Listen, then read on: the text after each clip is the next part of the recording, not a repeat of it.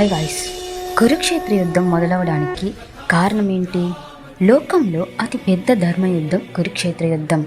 కానీ ఈ యుద్ధం అసలు ఎందుకు మొదలైందో తెలుసా? దీనికి ముఖ్యమైన కారణం ఆశపడడం, ఇంకా అధర్మం.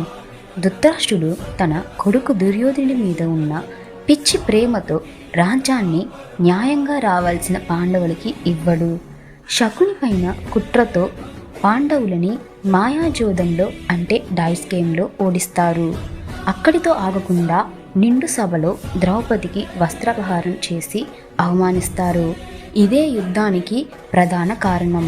13 ఏళ్ల వనవాసం తరువాత కూడా దుర్యోధనుడు యుద్ధం చేయకుండా సూది మూన పట్టేటంత భూమి కూడా పాండవులకి పంచి ఇవ్వను అని చెప్తాడు. నెక్స్ట్ ఏమైందో పార్ట్ 2లో చూద్దాం. ఇలాంటి మోర్ ఇన్ఫర్మేషన్స్ కోసం మన ఛానల్ని సబ్స్క్రైబ్ చేయండి, బెల్ ఐకాన్ని యాక్టివేట్ చేసుకోండి. ఈ వీడియో మీకు నచ్చినట్లయితే లైక్ చేయండి.